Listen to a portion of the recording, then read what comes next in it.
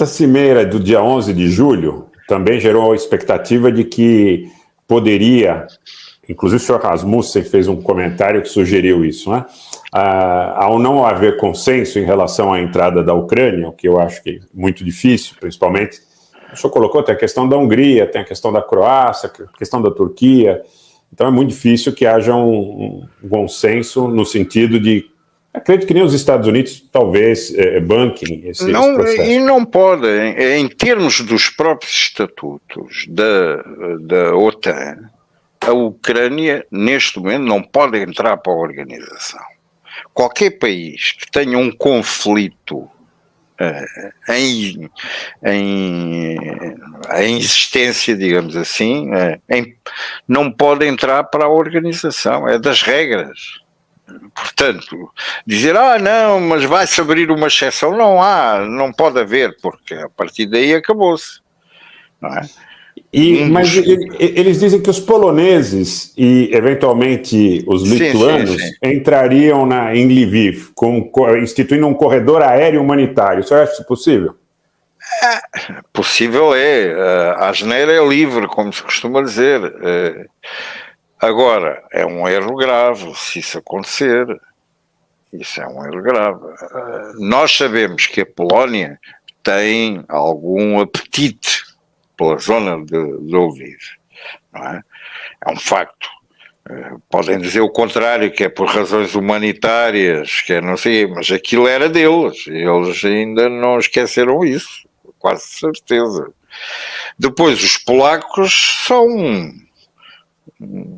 uma gente complicada.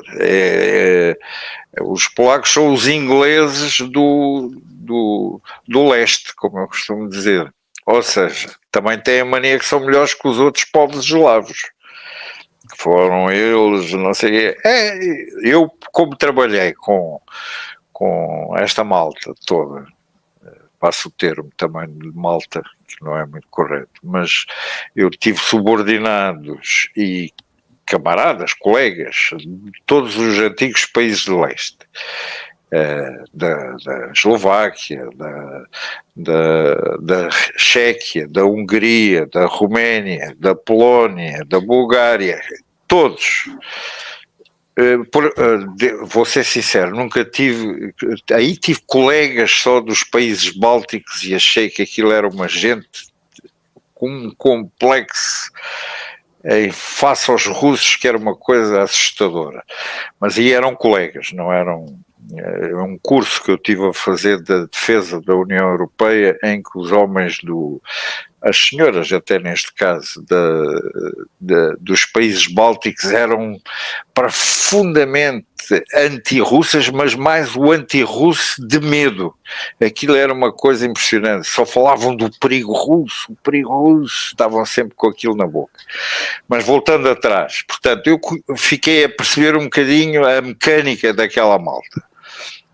E tal como nós, ocidentais, portugueses, franceses, italianos, até os alemães, belgas, sempre, em termos OTAN, sempre tivemos um bocadinho, vou dizer, ressentimento. Não é ressentimento.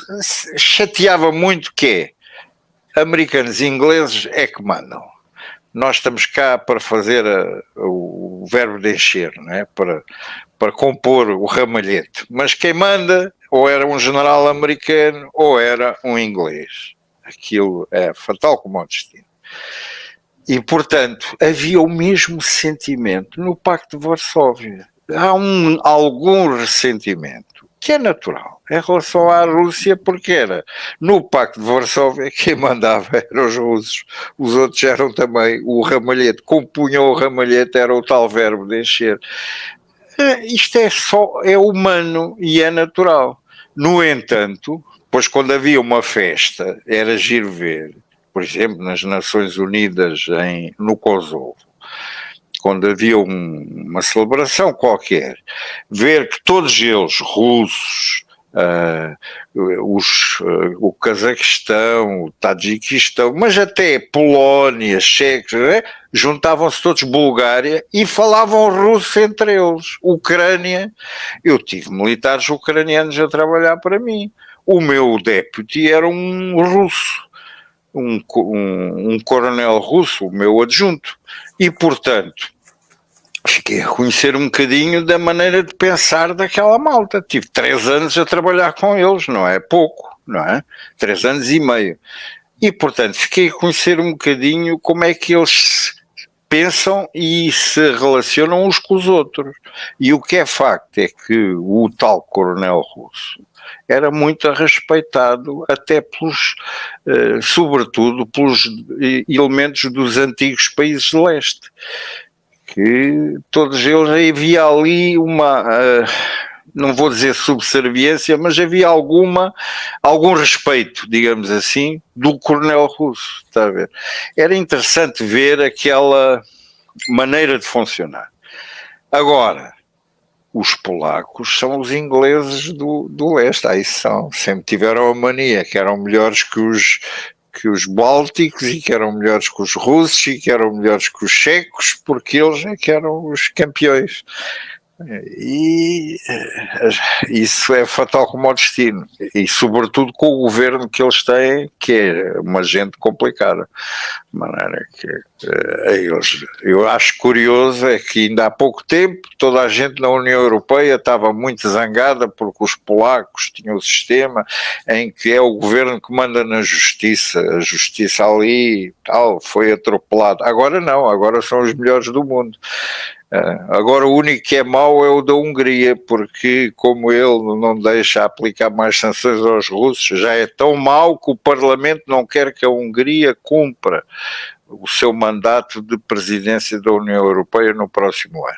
Estão a ver, isto não se pode ser, ou se joga no clube certo, pronto. Ainda por cima agora que temos que o clube certo inclui também toda esta parafernália dos L's, dos G's, dos B's, dos G's, dos T's, dos Q's, que a gente já se vê um bocado aflito, dos binários, dos não sei quantos, dos T's, e saber o que isto tudo significa e mais, e o poder que tem e a influência que tem nas políticas que se vão seguindo.